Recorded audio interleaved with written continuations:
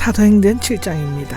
사도행전 7장에는 스데반이 순교하기 전 공의회 회원들 앞에서 행한 변정적 설교로서 사도 외의 제자가 행한 유일한 설교이며 사도를 포함한 모든 제자들의 설교 중 가장 긴 설교입니다.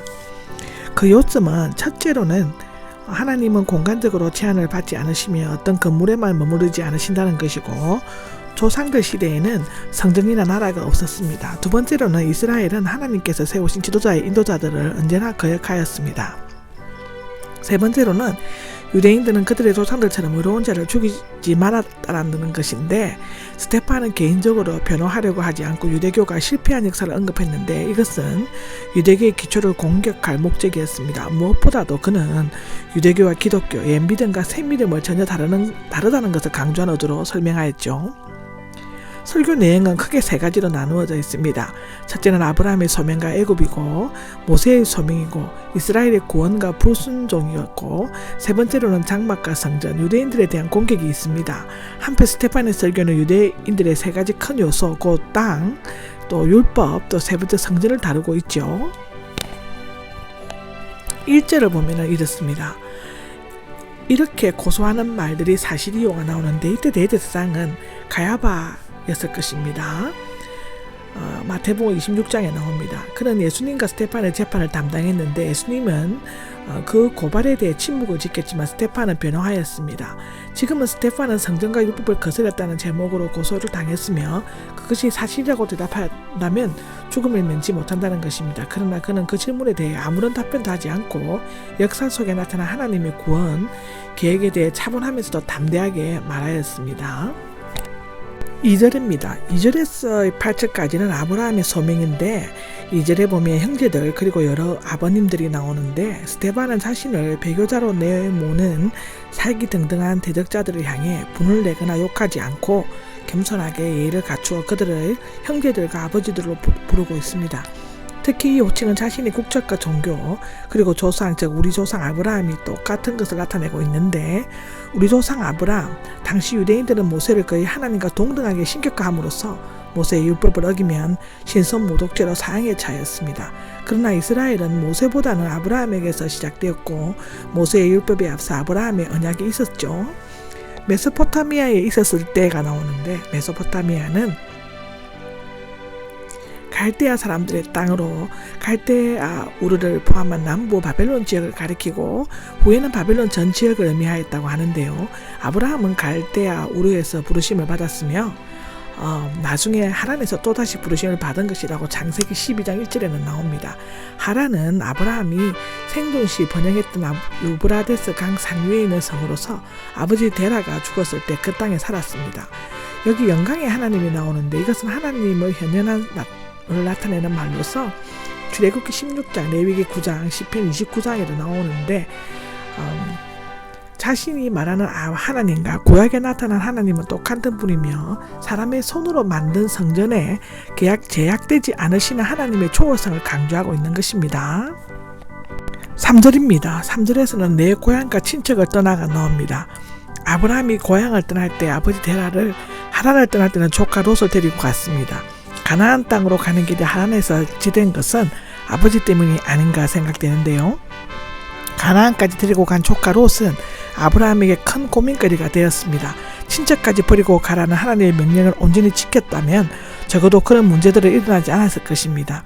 내가 지시할 땅인데 그는 지시할 땅이 어딘지 몰랐지만 오직 믿음으로 떠나갔다고 히브리서 11장 8절에는 기록하고 있습니다. 4절에서는 그의 아버지가 죽으로가 나오는데, 아브라함은 커녕 하란이 태어난 해, 적 데라가 70세 때 보다 60년 후 적 데라가 130세 때 태어났던 것이며, 아브라함 75세에 가나안으로 떠나기 전 데라는 죽었는 것이었습니다. 한치의 땅인데 신명기 2장 5절을 인용한 것이로서, 한치는 가다 걷다에서 온 단어이며 한 발자국이라는 뜻이라고 합니다. 걸어 올라가다의 단위나 공적인 심판적인 것을 의미할 때 사용되었다고 마태복음 27장은 말하고 있죠. 아브라함이 구입했던 막벨라 굴은 거주할 땅이 아니라 매장지였다고 창세기 23장은 말하고 있습니다. 그는 처음에 세겜 땅 모레에 왔으나 베델로 옮겼고, 기근으로 잠시 애고로 내려갔다가 다시 베레가 아이 중간 지점으로 돌아왔다고 창세기 13장 3절에는 말하고 있습니다. 그는 가나안 땅에서 집도 자식도 없는 한낱 떠돌이 나그네에 지나지 않았습니다. 그렇지만 하나님께서는 그에게 이 땅을 위협으로 주고 큰 민족을 이룰 것이라고 창세기 12장에는 말했고 그 약속을 말씀 후에 그대로 실현되었습니다. 6절입니다. 6절에는 나그네가 나옵니다. 나그네는 곁에와 집이 합성으로 집 가까이 거주하는 사람인데 즉 나그네 외국인을 의미한다고 합니다. 정식 시민권이 없는 체류하는 것을 뜻하기도 한다고 하고요. 기독교인들을 모세 안에도 사용되기도 했다고 합니다. 에베소서 2장 29절, 베드로전서 1장 또 2장에는 그렇게 사용되었다고 하고요. 400년이 나오는데 이 창세기 15장 13절에 의한 것입니다. 출애굽기에는 430년, 갈라디아에서는 아브라함이 언약을 받았을 때부터 율법 수여까지 430년으로 기억되어 있습니다. 출애굽기 6장 16절에서 20절에는 모세가 야곱의 아들이요 요셉의 형제인 레위의 증손 어떻게 4대로 되어 있는 반면에 요셉의 아들 아브라함과 여호수아의 사이에서 10대의 명단이 있습니다. 전자는 생략된 족보이고 후자는 완전한 족보이죠. 종살이를 하고 혹사당할 것이다는데 하나님께서는 약속의 땅에 주시기 전 이스라엘 백성을 종살이하게 하고 혹사하고 난 후 구원하실 것임을 말씀하셨습니다. 그것은 아브라함에게 참기 어려운 애고였고 믿음이 시련이었다고 할 수 있습니다. 그러나 가나안의 주인이 되고 언약이 실현되려면 이런 고난과 시련의 때를 거쳐야만 한다는 것이 하나님의 섭리였습니다. 7절입니다. 7절을 보면 이곳이 나오는데 이곳에서는 하나님의 산 호렙을 가리킨다고 합니다. 출애굽기 3장 12절에 나오죠. 유대인들은 시온산에서 세워진 솔로몬 성전, 그 후 스데반 헬레 성전이 되었는데 그것만이 유일하고 절대적인 예배 장소로 생각했지만 참된 예배 장소는 어느 곳에서만 제한되어 있지는 않다고 요한복음 4장 21절에는 말하고 있습니다. 8절입니다. 8절을 보면은 할례의 언약이 나오죠. 땅의 언약에 이어 그 땅을 이어 상속자의 언약을 주셨는데 그 언약의 표시는 할례였습니다. 창세기 17장에 나오죠. 아브라함은 8일 만에 이삭에게 할례를 베풀었고 약속한 대로 자손이 늘기 시작했습니다. 언약은 히브리어로 베리트인데 아칼, 먹다 또는 가라트, 자르다 라는 어근에서 비롯된 것처럼 보여집니다. 이것은 언약을 할 때 식사를 한 것이나 짐승을 잡아 자른 것에서 유래된 것으로 추적되어진다고 하는데요. 여기 언약은 무엇을 통하여와 무엇을 두다의 합성으로 배치하거나 주둔하는 것을 의미하는데 대등한 관계에서 이루어질 때는 계약이 사용되었습니다. 그러나 언약은 계약의 당사자가 동등하지 않아 하나님께서 거저 주시는 은혜를 나타내기 위해 사용되었습니다. 9절에서 16절까지의 얘기는 요셉의 이야기가 소개되고 있죠. 9절을 보면 요셉을 시기하기 하여 그를 애굽에서 팔아 넘겼다가 나옵니다. 여기에서 요셉은 우리의 죄를 구원해 주실 메시아의 명으로 나타나고 있습니다. 요셉의 형제들이 그를 시기하여 노예로 팔아 넘겼지만 그들을 구세주로 나타났던 것처럼 예수님은 유대인들의 시기로 죽음에 넘겨지셨지만 그들을 구원하실 메시아로 오셨으며 다시 재림주로 오실 것입니다. 하나님께서는 그와 함께 계시면서 라고 나오는데 애굽은 거룩한 땅 밖이었지만 하나님이 그와 함께 계셨다는 것은 하나님의 임재가 약속된 땅에 제한되어 있지 않다는 점을 나타내고 있습니다. 10절입니다. 10절은 은총과 지혜를 주셨습니다가 나오죠. 요셉이 모든 역경에서 구해냄을 받은 것은 하나님께서 은총, 즉 은혜를 주셨기 때문입니다. 그가 바로 앞에서 꿈을 해몽하여 애굽의 통치자가 된 것은 역시 하나님께서 지혜를 주셨기 때문이죠.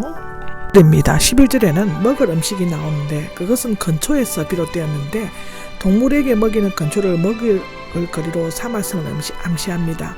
그것마저도 완전히 떨어졌다는 것은 더 이상 가나안 땅에 살 수 없음을 의미하는데 이 흉년은 가나안뿐만 아니라 애굽 전역에 걸쳐 광범위하게 퍼져 있었습니다. 그러나 이 흉년을 통해 오히려 요셉의 지혜와 의가 더욱 드러나게 되었죠. 14절입니다. 14절은 75명이 나오는데 히브리어 구약 성경에는 70명으로 되어 있습니다. 70인역에는 75명이 되어 있습니다. 70명에다 문헤셋의 한 아들 에브라임의 두 아들 문헤셋과 에브라임의 손자 각 한 명을 덧붙여서 창세기 46장 20절에 나옵니다. 숫자가 다른 것은 포함시킨 인원이 다르기 때문인 것이죠. 16절입니다. 16절은 아브라함이 사두었던 무덤이 나오는데 해석상의 문제가 있는 구절입니다. 첫째는 장지 문제인데 아브라함은 은 400을 주고 헷사람 에브론에게 헤브론의 막굴라 굴을 샀다고 창세기 23장은 말하고 있는데 하물의 자손에게서 은 100을 주고 세겜에 있는 밭을 산 사람은 야곱이었는데 스테파는 아브라함이 산 것으로 말하고 있습니다. 야곱이 묻힌 곳은 야곱은 막벨라 굴에 묻힌 것으로 되어 있으나 스테파는 세겜에 묻힌 것을 말하고 있습니다. 이에 대해 스테파는 긴장된 가운데 기억에 오류가 있었다는 것인데 또는 누가가 잘못 혼동했다. 당시 전해 오는 사마리아 전설을 인용했다는 의견들이 제시되고 있습니다.